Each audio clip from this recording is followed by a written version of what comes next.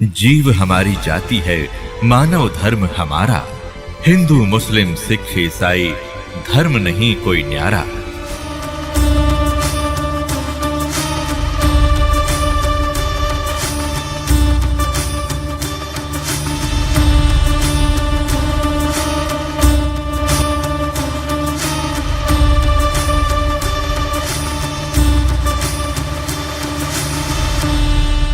Doctor Zakir नायक जी ने एक वाणी बोली है परमेश्वर कबीर जी की, अल्लाहू अकबर की। वो सूक्ष्म वेद की वाणी है जो परमात्मा स्वयं सहशरीर आकर के अपने मुख कमल से बोलते हैं, उसको तत्व ज्ञान कहते हैं। वो तत्व ज्ञान की वाणी है। कबीर दुख में सुमन सब करें और सुख में करे न कोय, जय सुख में सुमन करे तो दुख काहे को होए। ये वाणी है उस सूक्ष्म वेद की। और ये किसके विषय में संकेत करती है कि जो पूर्ण परमात्मा अल्लाहु अकबर की भक्ति करते हैं और जो सुख में यानी सारे सुख हों और फिर भी परमात्मा याद करते हैं। दुख में तो सभी याद करते हैं और परमात्मा दुखी को भी सुखी करता है और सुख में कोई नहीं करता। यदि सुख में सुमन करते हो तो उनको दुख कभी नहीं हो। ये बिल्कुल सही है और ये पूर्ण परमात्मा अल्लाहु अकबर का विधान है। और आप जी को दिखाते हैं, हजरत मोहम्मद जी एक बहुत ही नेक आत्मा थे। एक संपन्न औरत थी खदीजा नाम की, जिसके पास बहुत माया थी, धन बहुत था। और उससे हजरत मोहम्मद जी का विवाह हुआ था तो उनको कोई दुख नहीं था उस समय। और जब वो 40 वर्ष के हुए और उनके 7 संतान भी होली थी, 3 पुत्र और 4 पुत्रियां। तो हजरत मोहम्मद जी तो इस कुरान शरीफ के ज्ञानदाता की भक्ति कर रहे थे। इसको अल्लाहु अकबर जान के, ये अल्लाहु अकबर नहीं है। कुरान मजीद के अंदर सूरत फुरकानी चैप्टर नंबर 25 आयत नंबर 52 से 59 में कुरान शरीफ का ज्ञानदाता स्पष्ट करता है कि जिसने 6 दिन में सृष्टि रची वो अल्लाहु अकबर है, अल्लाह कबीर है। और वो 6 दिन में सृष्टि रची और 7वां दिन तख्त पर जा बैठा। उसकी खबर किसी बाखबर से, तत्वदर्शी संत से पूछ लो, मैं नहीं जानता। यदि जानता होता तो एक सूरत और लिखवा देता। तो इससे सिद्ध है कि कुरान शरीफ का ज्ञानदाता तो अल्लाहु अकबर की जानकारी भी नहीं रखता और उसी की भक्ति करने को कह रहा है। और गलती से हजरत मोहम्मद जी ने कुरान शरीफ के ज्ञानदाता को अल्लाहु अकबर जान के सुख में भक्ति करी और उसके ऊपर किसी कैर टूट गए। 3 पुत्र थे, आंखों के तारे, तीनों के तीनों उनकी आंखों आगे मर गए। तो वो व्यक्ति सुखी नहीं हो सकता, चाहे कितनी बात बनाओ। कारण क्या रहा कि उन्होंने अल्लाहु अकबर की भक्ति प्राप्त नहीं हुई। अल्लाहु अकबर की यदि भक्ति करें तो सुख में यदि भक्ति करें, उनको तो सपने में भी दुख नहीं हो सकता। और जो दुखी हो वो भी आ जाए शरण में, उसकी भी मोक्ष हो। हजरत मोहम्मद जी के ऊपर कैर पे कैर टूट गए। उनकी 63 वर्ष की आयु में मृत्यु होगी और बेहोश होकर गिर जाता था। तो ये जो कुरान शरीफ का ज्ञानदाता, ये डम्मी गॉड है, अधूरा इनकम्प्लीट गॉड है। कंप्लीट गॉड है वो अल्लाहु अकबर, वो अल्लाह कबीर है। वो कबीर परमात्मा, कबीर परमेश्वर है।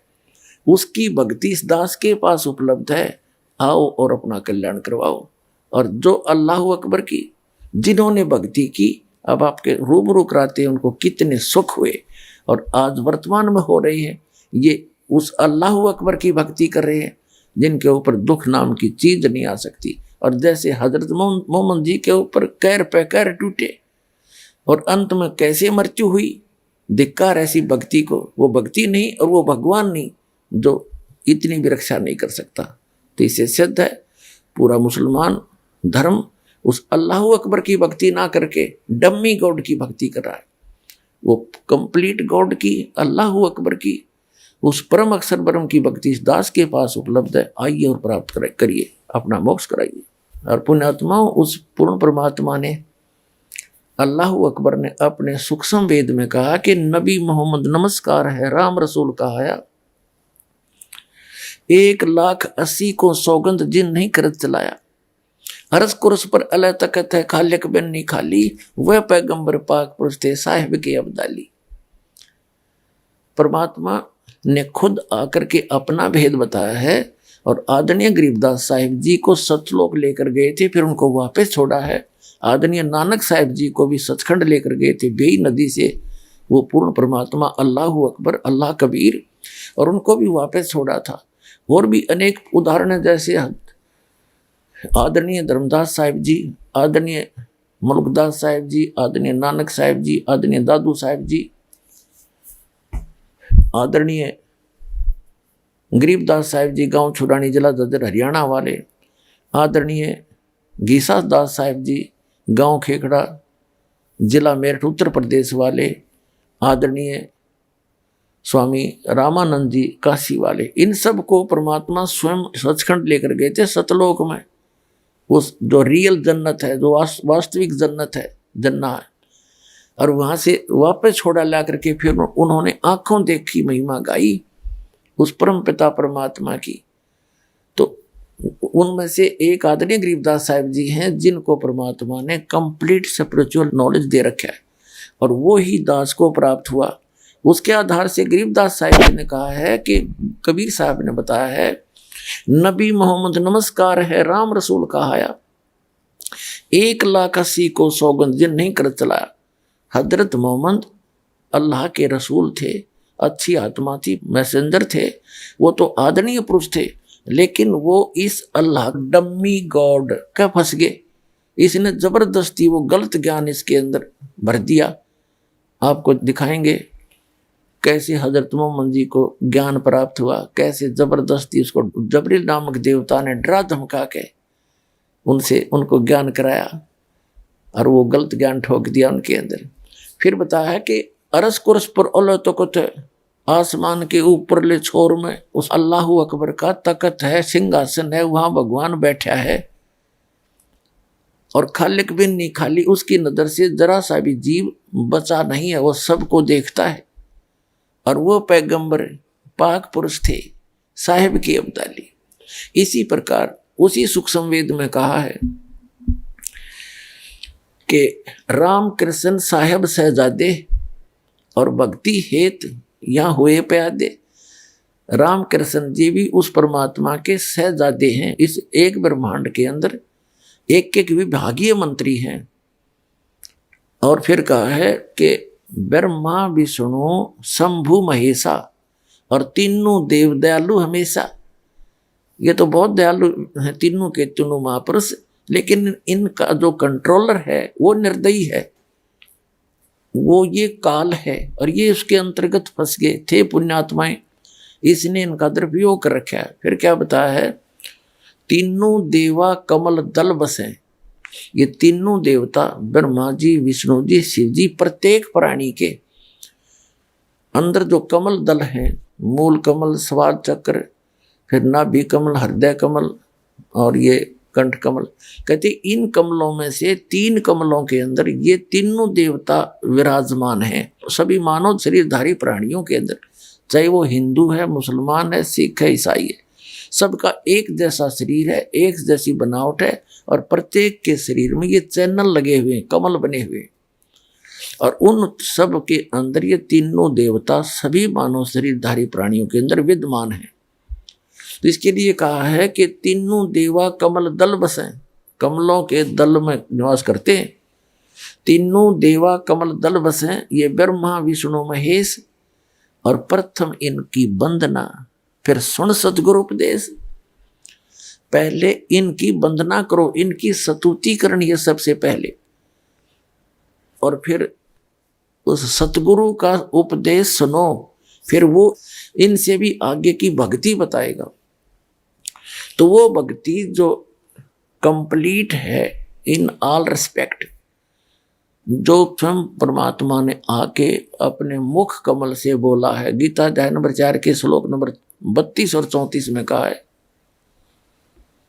कि अर्जुन, सच्चिदानंद घन ब्रह्म ने, यानी उस अल्लाहु अकबर ने, परम अक्षर ब्रह्म ने स्वयं आकर के अपने मुख कमल से इन धार्मिक अनुष्ठानों की जानकारी विस्तार से बताई है।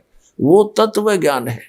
गीता अध्याय नंबर 4 के श्लोक नंबर 34 में कहा कि अर्जुन, उस तत्व ज्ञान को तू तत्वदर्शी संतों के पास जाकर समझ। उनको दंडवत प्रणाम करने से, कपट छोड़कर उनकी नम्रता पूर्वक प्रसन्न करने से वो तत्वदर्शी संत तुझे उस परमात्म, उस तत्व ज्ञान का उपदेश करेंगे। इससे सिद्ध है कि गीता ज्ञानदाता भी उस तत्व ज्ञान से परिचित नहीं है, जो ज्ञान खुद परमात्मा ने आकर अपने मुख कमल से बोला है।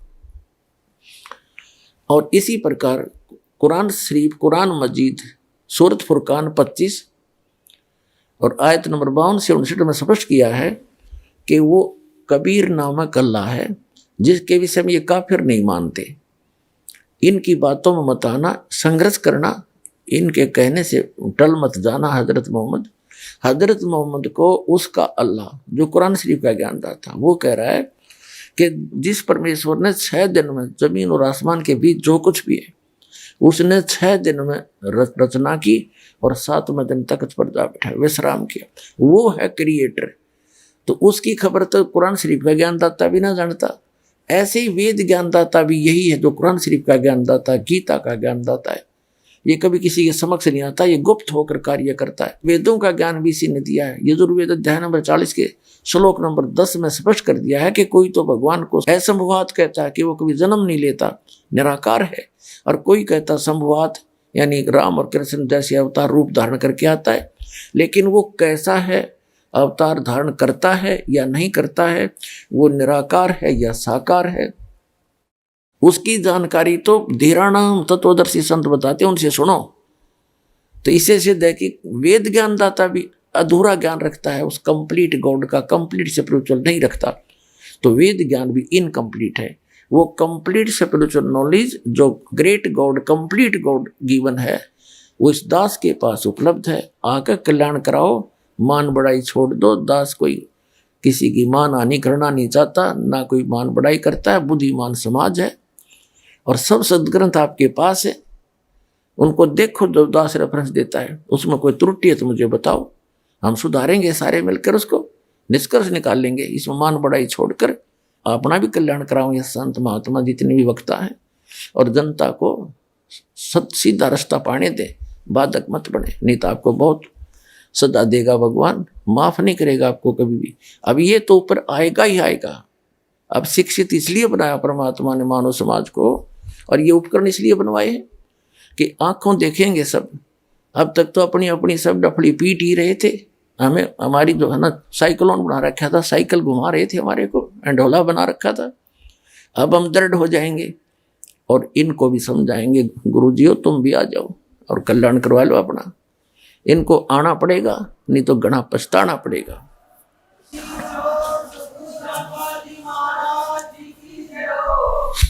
Thank you.